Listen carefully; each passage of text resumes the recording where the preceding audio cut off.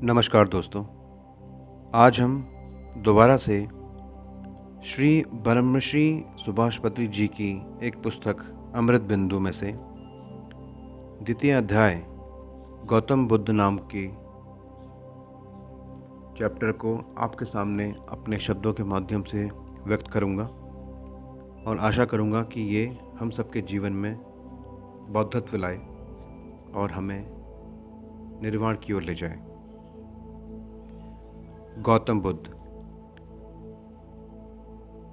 आज हम सभी पिरामिड मास्टर्स और ध्यानी मिलकर अपने परम आदर्श गौतम बुद्ध के बारे में जो कुछ जानते हैं उस पर चर्चा करेंगे।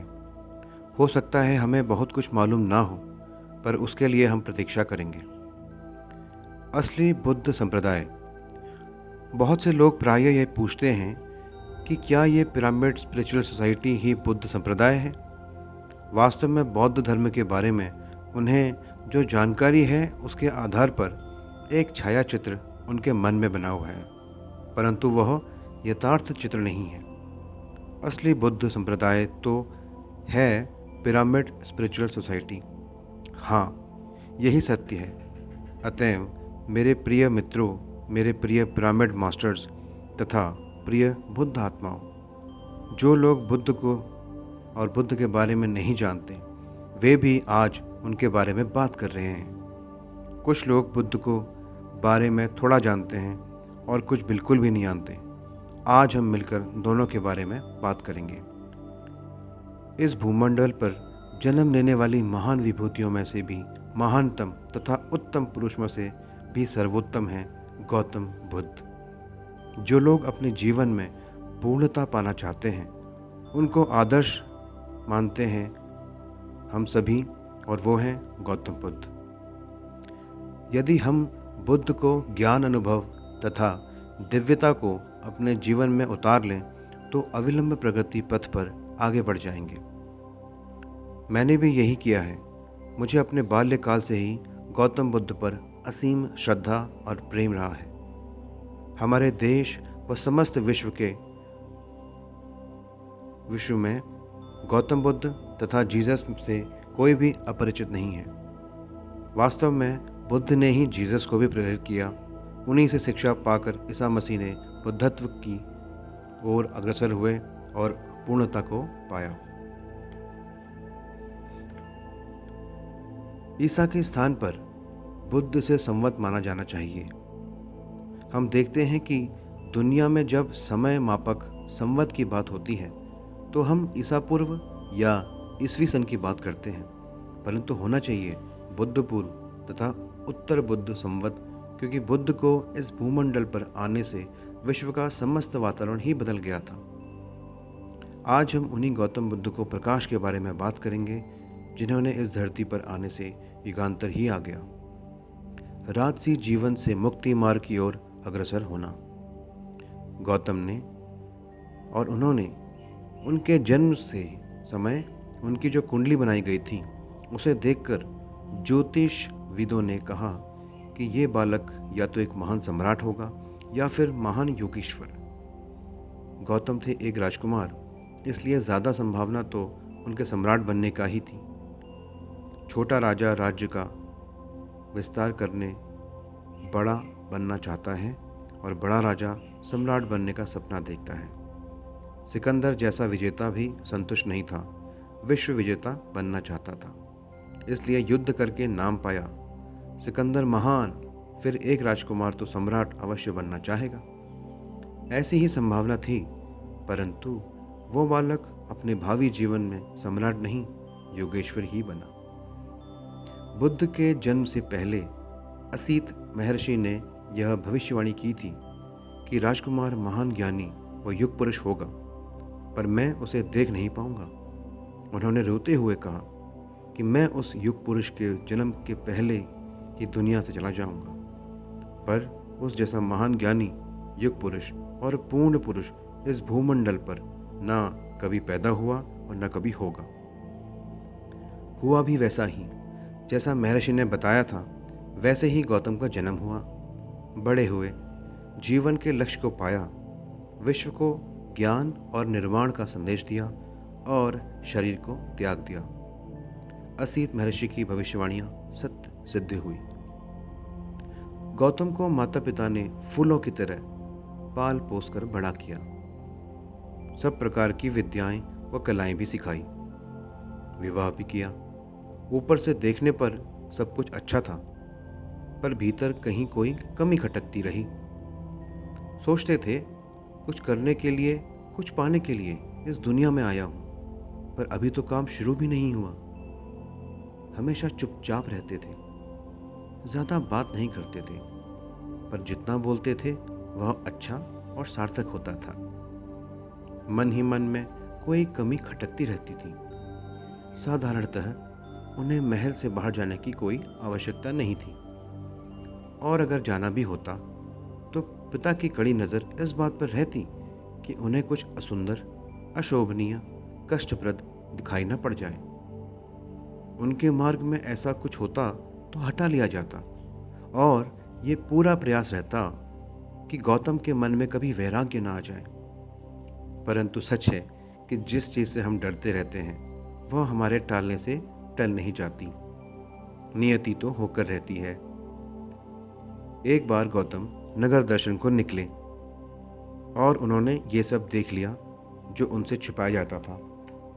एक रोगी, एक वृद्ध तथा एक मृत व्यक्ति को देखा।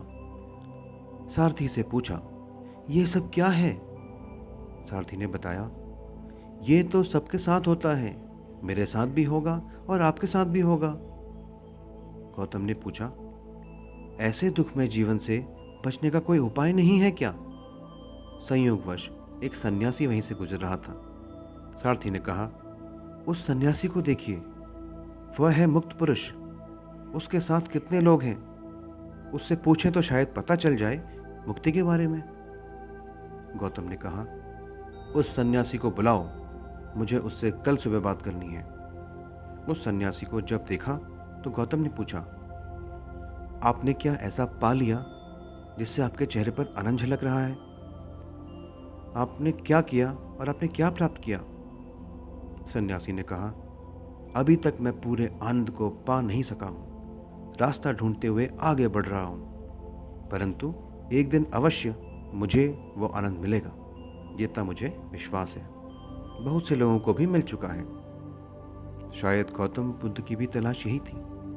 सन्यासी को जो कुछ पता था, जिन जिन लोगों के बारे में कुछ पता था, सब कुछ पूछ लेने के बाद गौतम ने अगले दिन घर छोड़ दिया।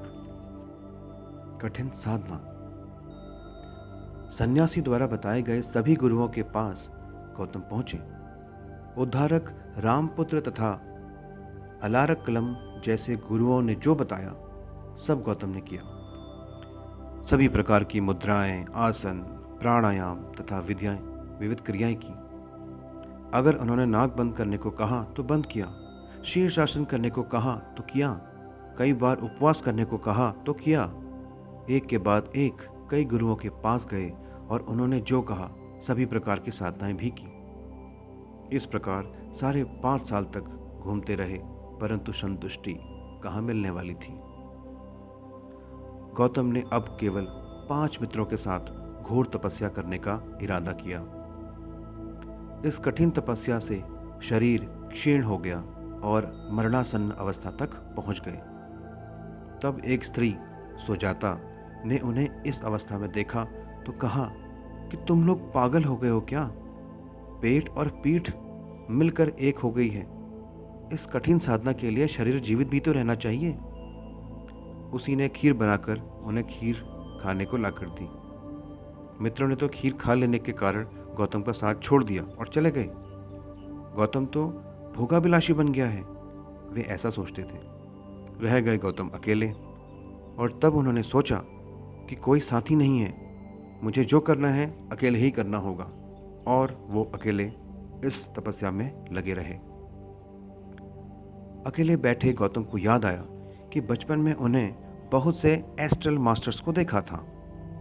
वैसे तो सभी छोटे बालक एस्ट्रल मास्टर्स के साथ मिलकर रहते हैं। गौतम को भी अपने बचपन की वो सब स्मृतियाँ याद हो आईं। इस प्रकार के अनुभव बचपन में सबको होते हैं, क्योंकि तब तक सभी के दिव्य चक्षु खुले रहते हैं, बाद में सब भूल जाते हैं।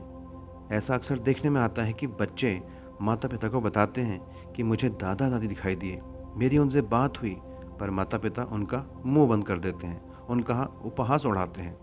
ऐसे माता पिता परम मूर्ख हैं। बच्चे का मुंह बंद करके वे उसके दिव्य चक्षु को भी बंद कर देते हैं। यही हो रहा है हर घर में आज।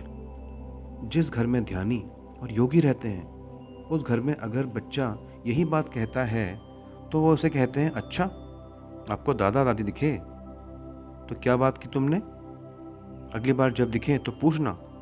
उन्हें चुप नहीं कराते बल्कि उन्हें प्रोत्साहित करते हैं। गौतम बुद्ध के माता पिता तो ऐसे ध्यानी योगी थे नहीं, इसीलिए किसी ने उनसे ऐसा कुछ प्रोत्साहन नहीं दिया। गौतम ने सोचा कि बाल्यकाल में तो ऐसे अनेक अनुभव हुए थे, तब उस मासूम अवस्था में मैंने कौन सी ध्यान प्रक्रिया की थी। कोई कुंभक नहीं लगाया, कोई प्राणायाम नहीं किया, कोई मंत्र नहीं पढ़ा, ना ही कोई आसन किया। इसका मतलब ये है कि सब कुछ करना सही नहीं है, तो फिर क्या करना सही है। उन्होंने आंख बंद की और रात भर अपने सहज उच्छ्वास और निश्वास को ही साथी बनाकर ध्यान करने लगे।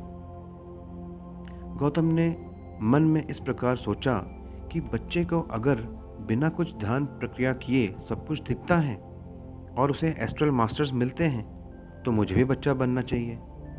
ईसा ने भी बाद में यही बात की थी, unless you become like a child you can not enter the kingdom of God. Jesus ने इस सिद्धांत को बुद्ध ने स्वयं खोजा था, जाना था। उन्हें किसी ने यह बात नहीं बताई थी, उन्होंने अपने शिष्यों को बताया। उन्हीं से जीसस ने यह बात जानी। खोज की बुद्ध ने यह बात प्रचारित हुई जीसस के द्वारा। बुद्ध ने जब सोच लिया तो वे सहज ही शिशु दशा में पहुंच गए, जागृत अवस्था में ही शिशु दशा में पहुंच गए।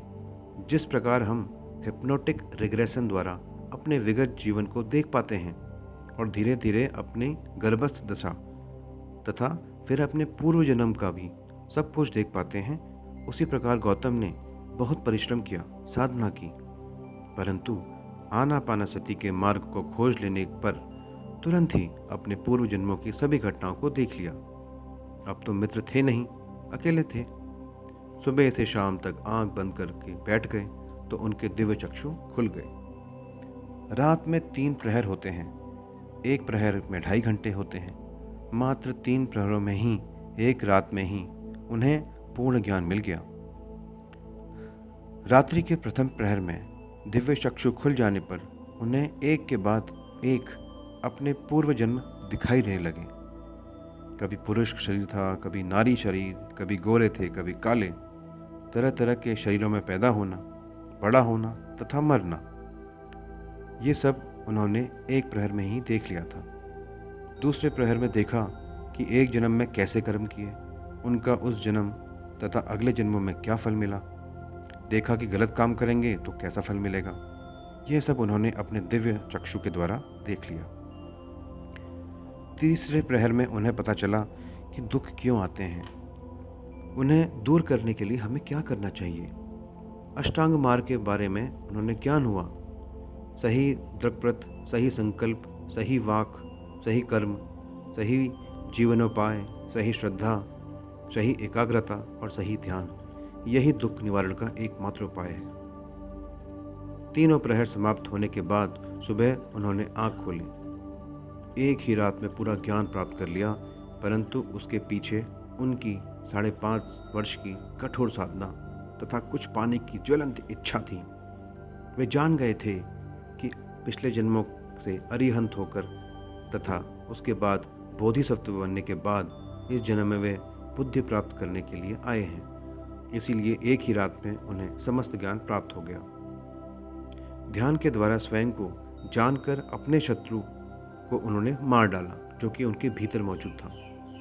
तमोगुण, रजोगुण तथा सत्वगुण को भी मारकर अपने को पहचाना, इसलिए कहलाए थे अरिहंत। उसके बाद बने बोधिसत्व। अपने पास जो भी लाए थे उसे ज्ञान देने वाला बोधिसत्व कहलाता है।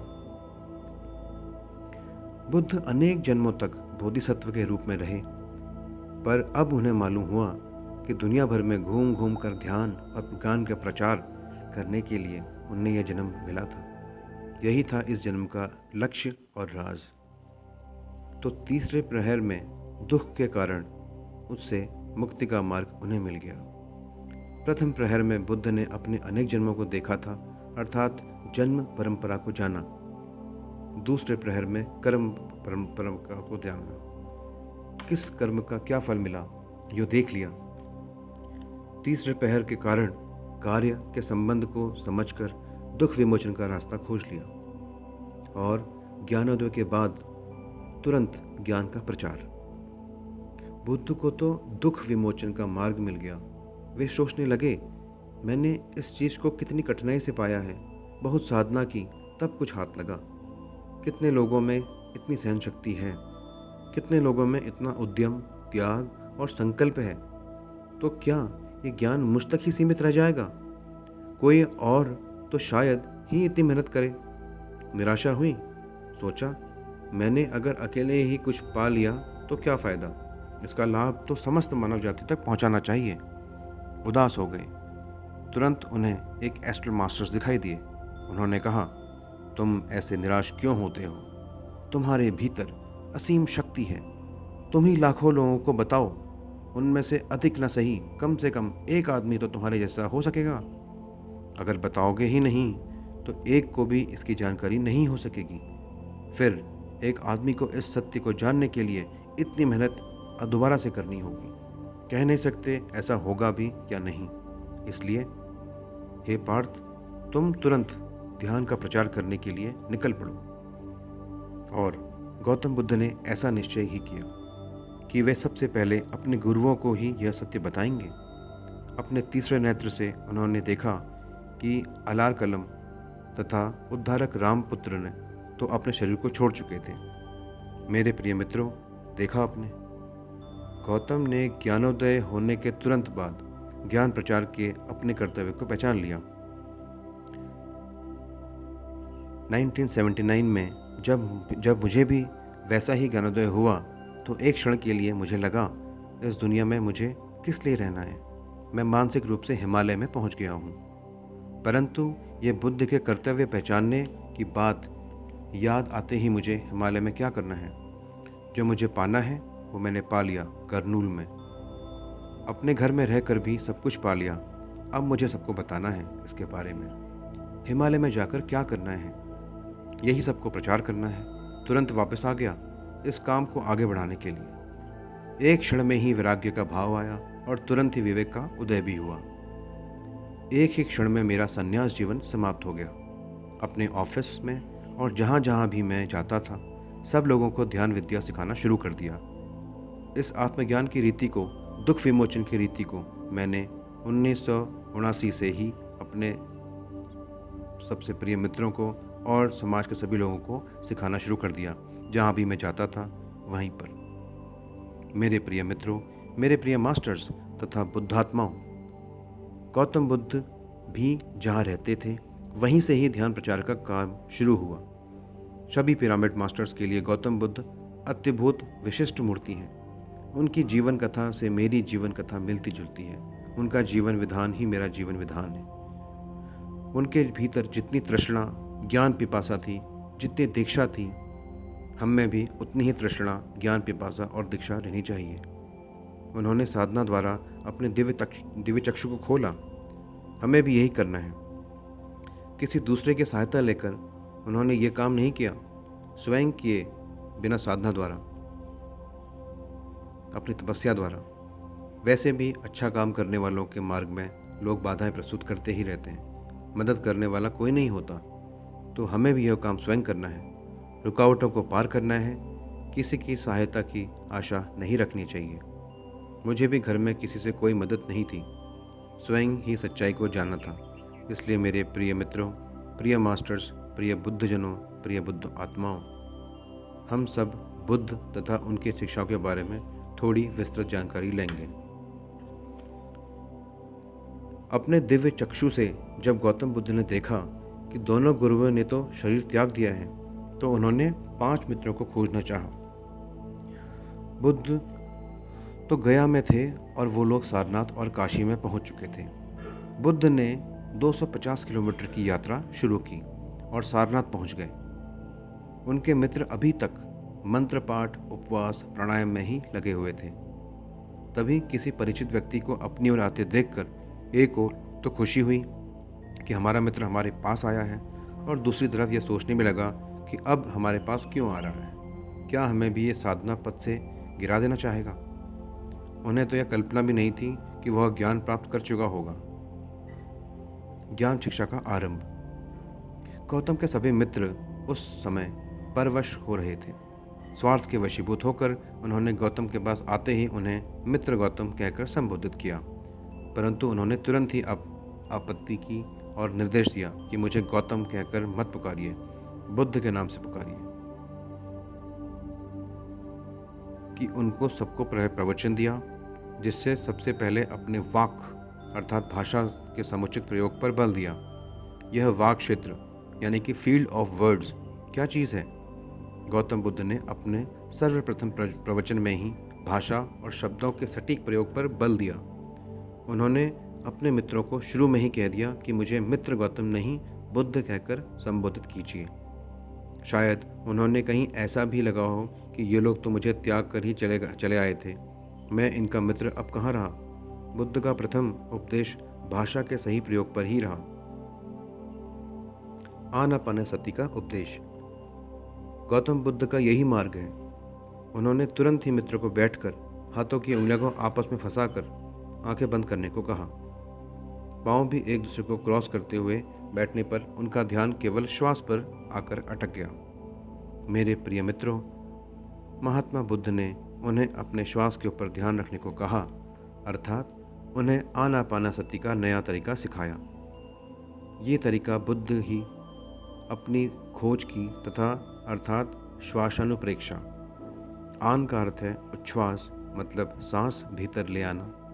अपान अर्थात निश्वास, मतलब सांस बाहर छोड़ना। और सति का अर्थ है मिल कर रहना। इस प्रकार आनापानसति का मतलब है अपने सहज श्वास के साथ रहना। हम सभी जन्म से मरण तक श्वास के साथ ही रहते हैं, परंतु फिर भी श्वास पर ध्यान नहीं देते। यदि ऐसा करें तो हमारा तीसरा नेत्र खुल जाएगा और सामान्यतः सोया हुआ पड़ा रहता है। कहा जाता है childhood is paradise, adulthood is paradise lost. In the adulthood we should regain the paradise that can be done through Anapanasati. बाल्यकाल में यह दिव्यचक्षु हमारे साथ रहता है, परंतु इस कृत्रिम और भयानक संसार में जहाँ हम सोचते हैं कि ये शरीर में ही मैं हूँ, ये शरीर मैं हूँ, ये दिव्य चक्षु और ये स्वर्ग खो जाता है। उसे फिर से पाने के लिए उसी शैशव स्थिति या निश्चल स्थिति को पाना होगा। गौतम बुद्ध ने उन 5 मित्रों को ध्यान में बैठाया, आंखें मूंद कर श्वास पर ध्यान लगाना सिखाया। 2 घंटे तक इसी प्रकार ध्यान कराया। जब आंखें खोली तो वे अपने दिव्य चक्षु द्वारा बहुत कुछ देख चुके थे, अनेक अनुभव पा चुके थे। वे पांचों बुद्ध के प्रति समर्पित हो गए। अब बुद्ध 1 से 6 हो चुके थे। अत्ता ही अतन्नो नाधो, अत्ता ही अतन्नो गति। अब बुद्ध तथा उनके 5 मित्रों ने मिलकर ध्यान का प्रचार शुरू किया। अपने प्रचार में उन्होंने आत्मा का नितांत त्याग कर दिया। इस बारे में कहीं कोई चर्चा नहीं की। भगवान शब्द का प्रयोग कभी नहीं किया। केवल कर्म सिद्धांत तथा पुनर्जन्म सिद्धांत के बारे में चर्चा की। दूसरे लोगों के बारे में सार्वजनिक रूप से कुछ नहीं कहा। शिष्य परंपरा में चाहे इस विषय पर बात हुई हो, पर सार्वजनिक रूप से नहीं। सबके समक्ष तो केवल वही कहा जो प्रचार करना था। सार्वजनिक चर्चाएं थी, वो थोड़ा बहुत लिपिबद्ध हुआ, शेष नहीं।